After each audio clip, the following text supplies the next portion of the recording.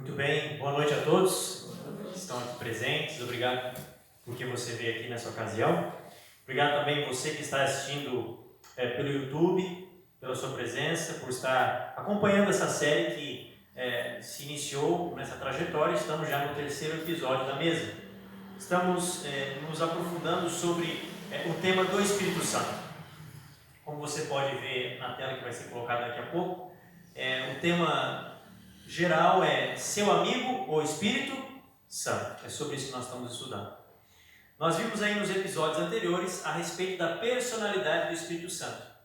O Espírito Santo não é uma força, o Espírito Santo ele não é um poder ativo da divindade, ele é uma pessoa. Uma pessoa tanto quanto o Pai é e o Filho é. Ele faz parte da divindade.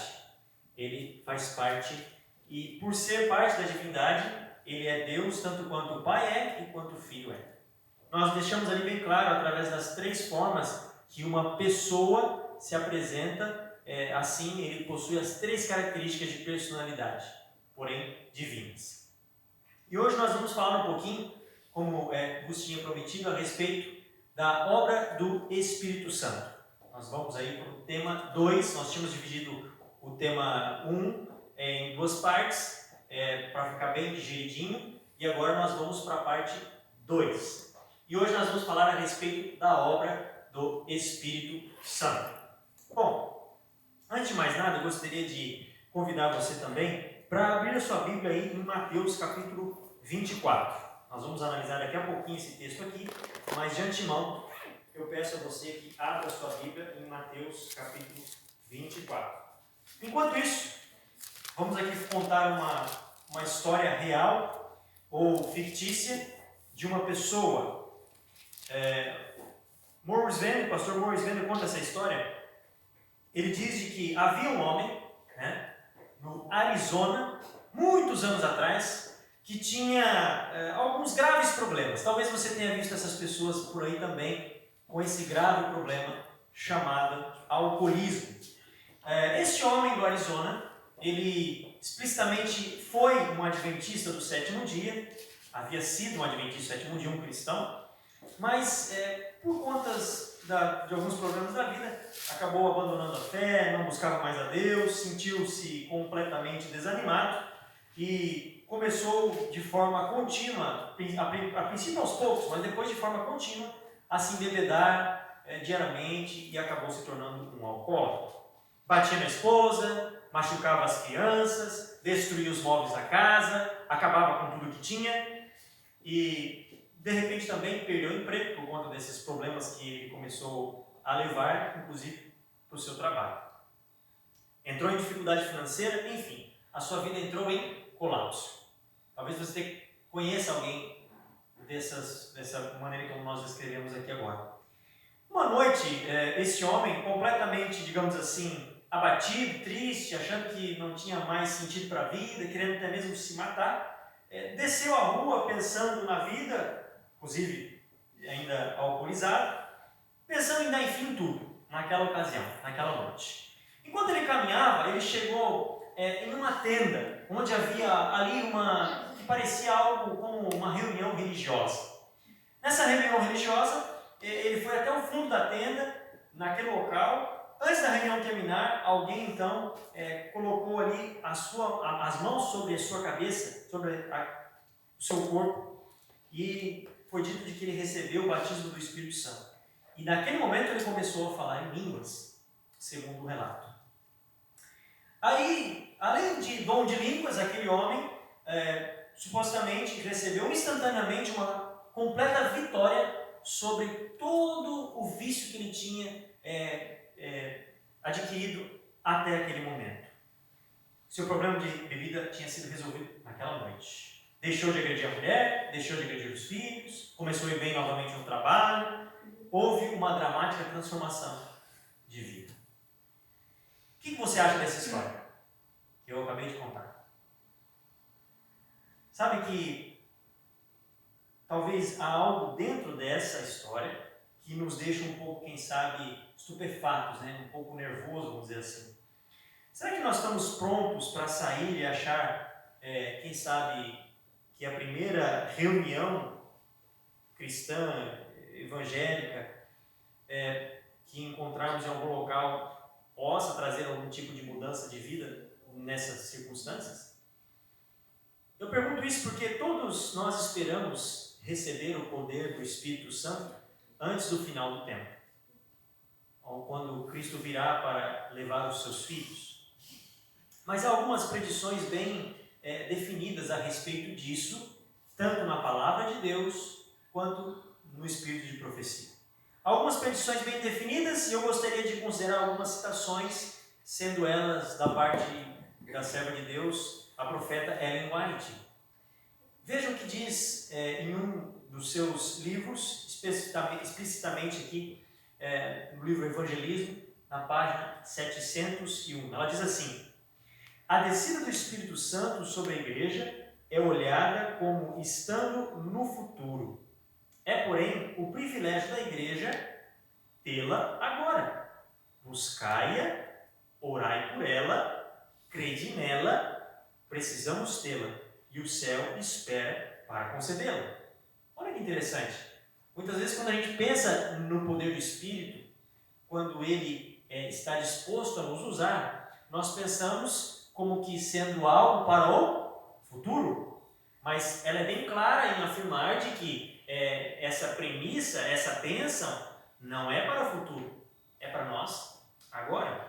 Há uma outra referência, agora na Reverend Herald, no dia 15 de novembro de 1892, onde ela diz: é essencial ao cristão entender o significado da promessa do Espírito Santo, justamente antes da vinda de nosso Senhor Jesus pela segunda vez. Falem sobre ela, orem por ela, preguem. Agora eu acho que você está entendendo por que eu estou falando sobre isso agora. Porque quando eu estudei sobre o assunto, eu fiquei impactado com a mensagem. E entendi de que era necessário, eu, principalmente sendo líder, um pastor, falar sobre isso para as minhas ovelhas. Então, é por isso que eu estou falando a respeito disso. Não algo que vem da minha cabeça, é algo que vem da palavra, do Espírito de profecia, para nós hoje. É uma verdade presente. Agora, vamos ler o que está escrito em Mateus, capítulo 24, verso 24. Você abriu a sua Bíblia aí, eu pedi para você abrir, provavelmente você já tem aberto, você também que está aí assistindo a gente, fique à vontade em abrir a sua Bíblia também, quer seja ela a versão física ou virtual. Ali, nós sabemos que o contexto tem que ver com algo bastante importante, onde Jesus responde à pergunta dos discípulos quais seriam os sinais a respeito da sua vinda, de como ele viria. Jesus, ele começa então a responder aquelas perguntas dos discípulos, focando sempre na palavra. Interessante. E só no final, então, ele disse quais seriam os sinais a respeito da sua vinda. E antes disso, ele diz quais seriam os sinais concernentes à destruição de Jerusalém. Mas o verso 24 diz: porque surgirão falsos cristos e falsos profetas, operando grandes sinais e prodígios, para enganar, se possível, quem? Os próprios eleitos. Será que existe alguém que não seja eleito? O que vocês acham? Todos são chamados para a salvação, mas nem todos querem se salvar. Então aí que está o lugar. Todos são chamados para ser salvos, mas nem todos querem se aproximar, nem todos querem essa salvação no sentido vivo da coisa.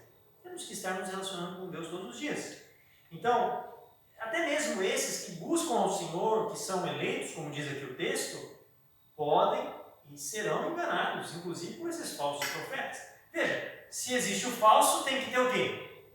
O verdadeiro. Não existe contrafação de algo que não existe.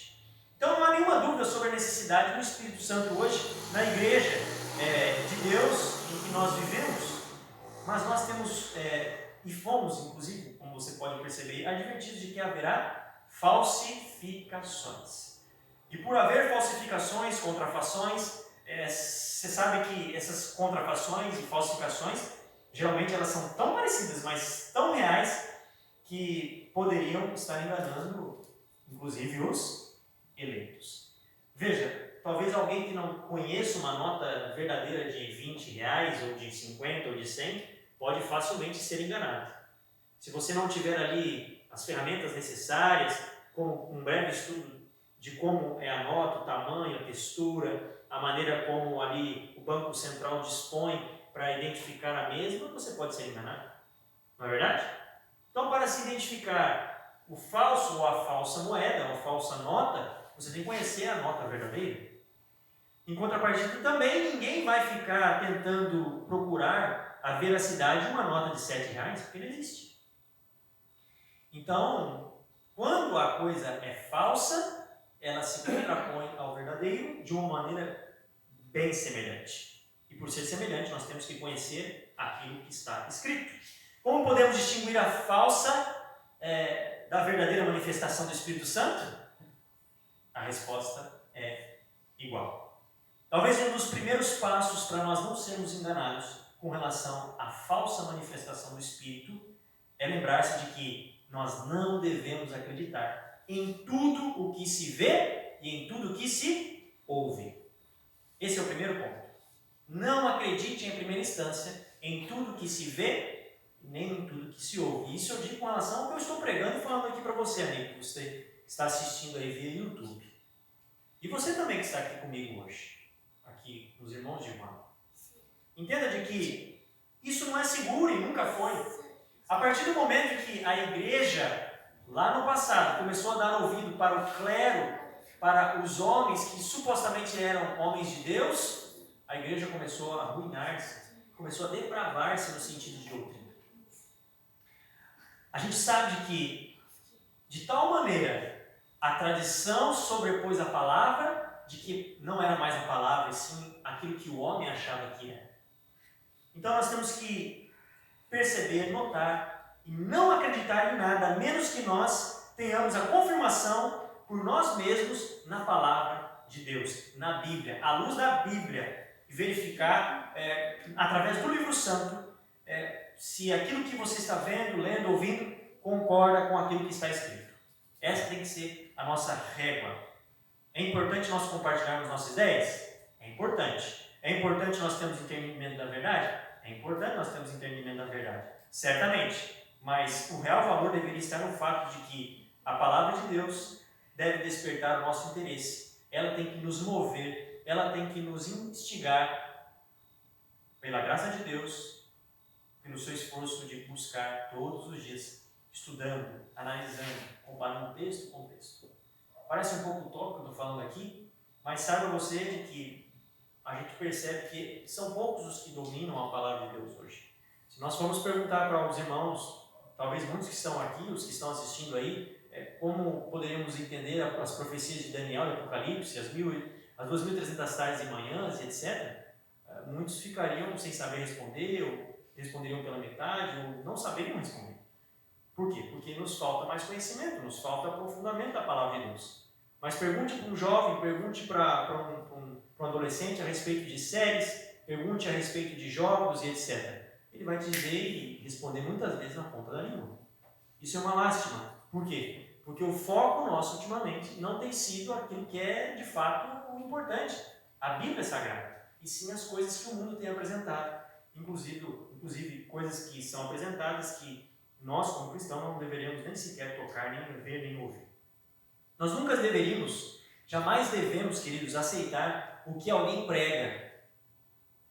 Se eu parasse por aqui ia ser complicado, né? Mas nós jamais deveríamos acreditar no que alguém prega como verdade, simplesmente com base no que ele está falando. Em outras palavras, nós temos que acreditar no que a pessoa está pregando, se simplesmente o que ela diz tem base naquilo que Deus diz, o que a palavra de Deus nos ensina. Então, o primeiro passo para você entender e compreender a experiência daquele homem que nós contamos ali na anedota no começo, aquela experiência do homem do Arizona, era do Senhor. É que nós não podemos tomar a palavra de alguém ou até mesmo a sua experiência como sendo uma verdade do Evangelho.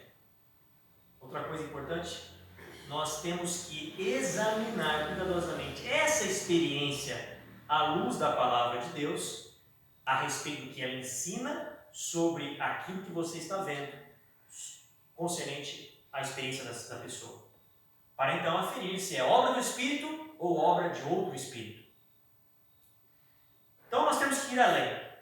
Vamos agora imaginar de que esse é o único curso seguro e vamos colocar como definição de que para nós determinarmos experiências, circunstâncias, ideias, se as mesmas estiverem embasadas na palavra, nós então teremos a certeza de que é a direção divina, de que é assim o está escrito.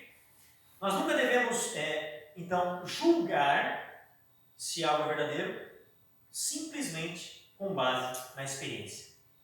Antes deveríamos julgar com base na verdade da palavra de Deus. Entende?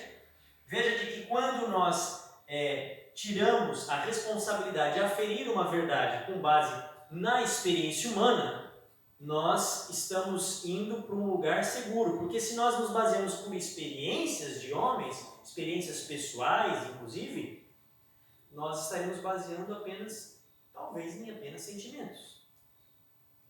Todavia, se nós baseamos e aferimos esses sentimentos, essas experiências, na palavra como filtro, então temos um padrão para poder nortear se aquilo que estamos vivenciando, se aquilo que as pessoas estão vivenciando, são de fato questões vindas da palavra do Senhor. A Bíblia ela foi escrita por dois propósitos, né? Esse aqui é o texto de Mateus capítulo 24, verso 24. E o primeiro objetivo de informar, né? A Bíblia ela foi escrita para informar, nos informar do quê? Na verdade, nos informar da alegria da salvação, nos informar a respeito de como Deus agiu na história através de experiências de homens e mulheres, ok? E segundo, a Bíblia ela foi escrita para nos comunicar, né? Para a comunicação. Então temos duas coisas aqui. Primeiro, para o quê? Informação. E segundo, para o quê? Comunicação. Então, não é suficiente ter uma compreensão apenas intelectual das Sagradas Escrituras. Não é suficiente termos apenas compreender aquilo que está escrito. Também é igualmente importante que nós tenhamos um relacionamento pessoal com Jesus Cristo. Será que adianta apenas ter informação e não ter relacionamento com Jesus Cristo? Adianta isso? O que vocês acham? Não adianta, lógico que não adianta. Então, com base na informação, é que eu compreendo melhor o meu Deus para poder relacionar com Ele. E assim a gente vai se comunicando através da sua palavra. E na palavra eu oro para que o Senhor nos ministre os seus ensinos de maneira pessoal através do Espírito Santo. Então, essa dupla proteção, tanto informação comunicada quanto a salvaguarda da comunicação, do relacionamento, nos protege contra os enganos sutis que podem ocorrer. Com isso em mente, eu gostaria então de convidar você para estudar cuidadosamente, a partir dessas premissas, a obra do Espírito Santo. Também gostaria de pedir a você que continue prosseguindo em um relacionamento pessoal com Jesus. Que você faça desse relacionamento com Jesus, com Deus, com o Espírito Santo, algo real na sua vida. Eu sei que não é fácil, mas nós podemos, dia a dia, nos programar, priorizar momentos de experiência com Deus que podem delongar durante o dia todo, como diz ali o conselho de Paulo, né, aos Tessalonicenses. Orai sem cessar, ele diz. Agora, em busca de compreender essas verdades concernente ao tempo que nós estamos enfrentando, nas cenas finais que estamos vivendo, do grande conflito, nós podemos aprender de que, sobre essa obra genuína do Espírito Santo, existem algumas pistas que são deixadas para nós compreendermos a falsificação do diabo, a falsificação dos anjos caídos. E aí a gente poderia fazer algumas perguntas. Então, entendendo e compreendendo essas falsificações, qual é o trabalho do Espírito Santo na vida do cristão? Outra pergunta, quem sabe, nós poderíamos fazer: qual é o trabalho do Espírito Santo na vida do pecador? Quem sabe mais uma pergunta? Há alguma diferença entre um trabalho e o outro? Eu gostaria de dizer para você, baseado nesses estudos que vamos fazer juntos, que há pelo menos 4 atuações do Espírito Santo na salvação da humanidade. Sendo que o primeiro deles está em João capítulo 16, eu gostaria de ler com vocês daqui a pouquinho. Vamos apresentar então uma delas de forma sucinta e depois nós vamos analisar essas questões de maneira mais profunda nos nossos próximos momentos de estudo que teremos juntos. Então, João capítulo 16, verso 8. Alguém poderia ler para nós, se você já encontrou? João capítulo 16, verso 8. Quando ele vier, convencerá o mundo do pecado, da justiça e do juízo. Muito bem.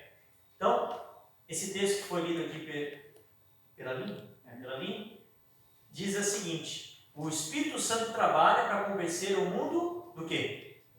Do pecado. Foi isso que você entendeu do texto? Ficou claro isso para você? João 16, verso 8 diz e fala sobre a obra do Espírito Santo. E nesse texto nós temos o seu trabalho. E o seu trabalho inclui algumas pessoas. Hein? Inclui algumas pessoas? É isso que o texto diz? O mundo inclui a todos. Por incluir a todos, ninguém é deixado de fora. E se ninguém é deixado de fora, mediante o Espírito, Jesus, que é a luz do mundo, como diz o texto ali, ele brilha sobre cada uma dessas pessoas nesse planeta. João capítulo 1, verso 9, vai falar um pouquinho mais a respeito disso. Está bem ruim aí a tela para enxergar, mas basicamente é isso aí que está ali, tá bom? João 1, verso 9, que está o texto: estava chegando ao mundo a verdadeira luz que ilumina todos os homens. Falando a respeito da pessoa de Cristo. O segundo texto se encontra em João capítulo 3, versos 3 ao 5, e ali nós vamos ver uma outra verdade a respeito dessa questão que estamos analisando. Perguntou Nicodemos: como alguém pode nascer sendo velho? É claro que não pode entrar pela segunda vez no ventre de sua mãe e renascer.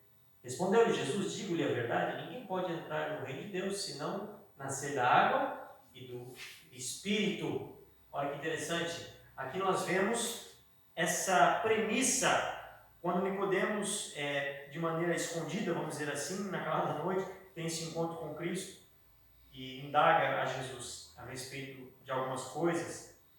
Temos outro texto também, que de Tito capítulo 3, versos 3 ao 5, antes de tirarmos uma conclusão. Não tenho condições de ler, eu vou ler aqui nas minhas anotações mesmo. Diz assim, Tito 3, versos 3 ao 5. Pois nós também, outrora, éramos nécios, desobedientes, desgarrados, escravos de toda sorte de paixões e prazeres, vivendo em malícia e inveja, odiosos e odiando-nos uns aos outros. Quando, porém, se manifestou a benignidade de Deus, nosso Salvador, e o seu amor para com todos, não por obras de justiça praticada por nós, mas segundo a sua misericórdia, ele nos salvou mediante o lavar regenerador e renovador do Espírito Santo. Então perceba, no primeiro ponto que vimos anteriormente, o Espírito Santo, volta aqui, cadê? O Espírito Santo trabalha para convencer o pecado, convencer o mundo do pecado. Agora, nesses textos que nós acabamos de analisar, o Espírito Santo trabalha para converter o pecador. Veja, esse é o processo. E aí nós percebemos de que, assim, o Espírito Santo está envolvido nessa questão da regeneração, da conversão, do novo nascimento. Em Romanos capítulo 12, verso 2, vai falar um pouquinho mais a respeito disso. Diz assim: não se amoldem ao padrão deste mundo, mas transformem-se pela renovação da sua mente, para que sejam capazes de experimentar e comprovar a boa, agradável e perfeita vontade de Deus. Interessante, né? Aqui é dito que ele faz essa renovação na nossa mente. Terceiro aspecto, então, da obra do Espírito Santo. Você vai perceber que esses textos vão falar a respeito da purificação do cristão. 1 João 1, verso 9: se confessarmos nossos pecados, ele é fiel e justo para nos perdoar os pecados e nos purificar de toda a injustiça. Perceba que esse texto fala de purificar de toda injustiça. É através do Espírito Santo que isso ocorre. Se nós confessarmos os pecados, ele vai ser fiel e justo. Cristo será fiel e justo. Há também um outro texto que nos deixa claro, juntamente com 1 João 1,9, essa verdade, que se encontra em Efésios capítulo 3, versos 16 ao 19. Não dá para ver aqui na tela, mas era esse o texto. Todavia, o texto diz assim, Efésios 3, versos 16 em diante: para que, segundo a riqueza de sua glória, vos conceda que sejais fortalecidos com poder, mediante o seu Espírito, no homem interior, e assim habite Cristo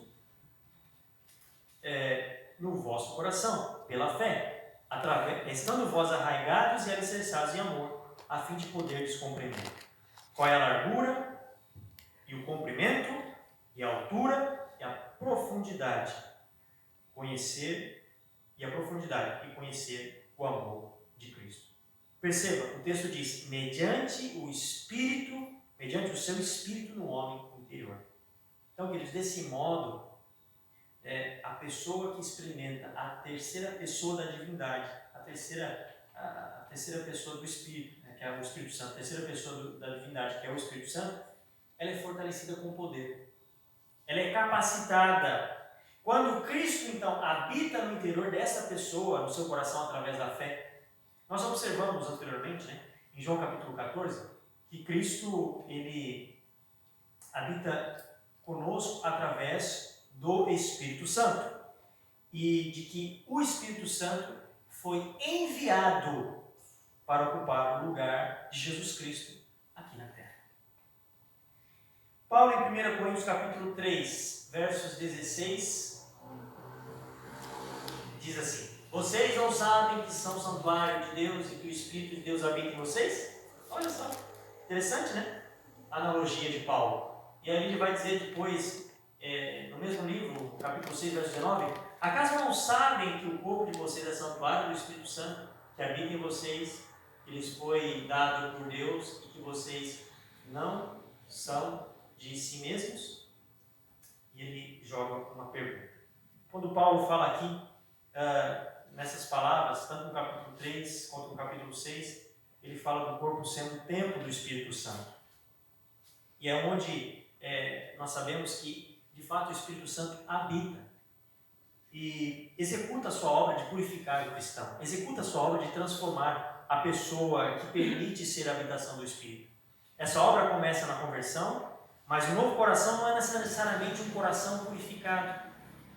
Talvez esse comentário inspirado que eu vou ler aqui agora ajude um pouco mais.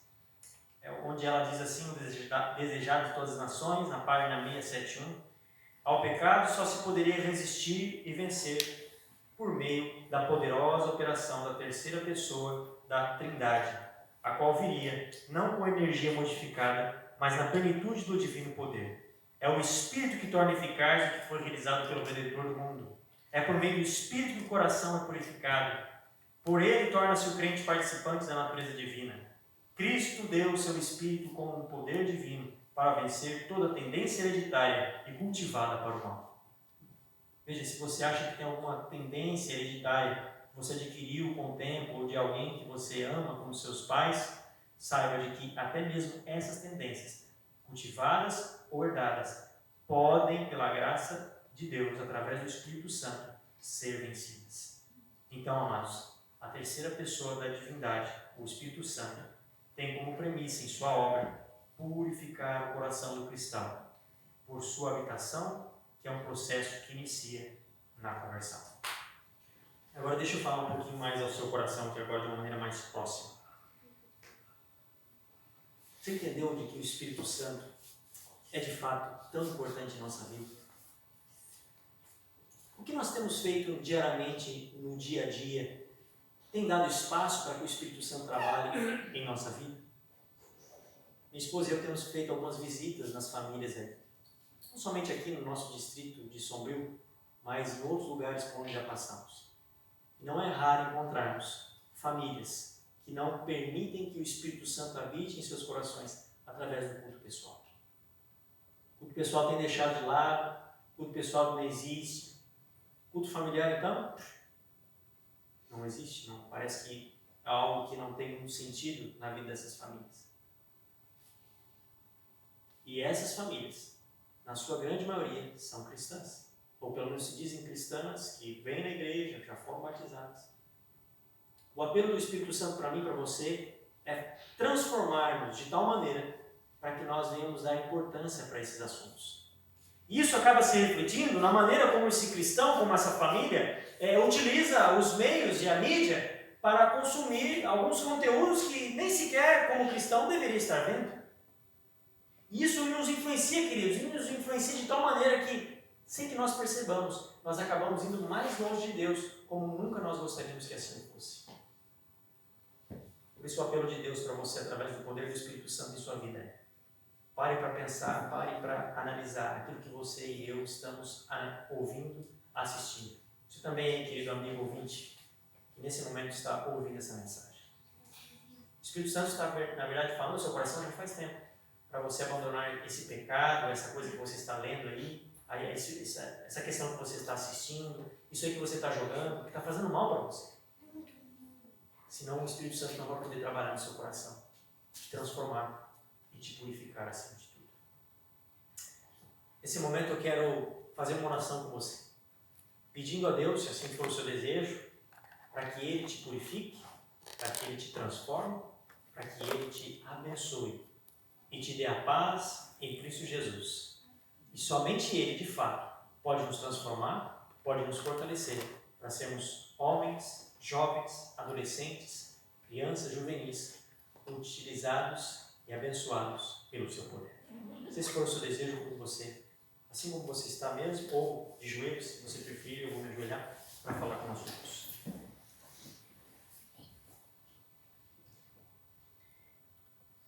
Bom Pai, aqui estamos diante da sua presença, pelo poder do sangue de Jesus Cristo, para agradecer a bênção da pessoa, da terceira pessoa da divindade, que é o Espírito Santo.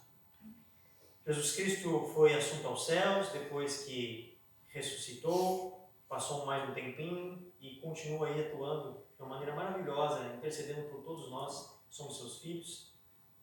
E graças a Deus, temos o Espírito Santo para dar continuidade nessa obra maravilhosa de intercessão, de salvação, de purificação. Hoje estamos aqui, nesse momento, nesse local, nesse templo, com algumas ressalvas devido a essa questão do coronavírus, mas gostaríamos de agradecer ao Senhor pela oportunidade de darmos continuidade naquilo que em casa podemos fazer através do culto familiar, do culto pessoal, adorando o Senhor, estudando mais a palavra de Deus nesse local. Um dia, Senhor, nós não teremos talvez tanta oportunidade assim e as dificuldades nos assolarão, mas queremos garantir uma completa submissão ao Senhor, pedindo a Tua misericórdia e a transformação da nossa mente, do nosso coração, da nossa vida, em função das coisas do céu. Portanto, o Espírito Santo nos ajude, nos convença, nos transforme, nos abençoe e nos salve. É o que te pedimos em nome de Jesus. Amém. Obrigado a você pela sua audiência, pela sua presença aqui conosco, e vocês também, irmãos, que o Espírito Santo vos leve em segurança e em paz.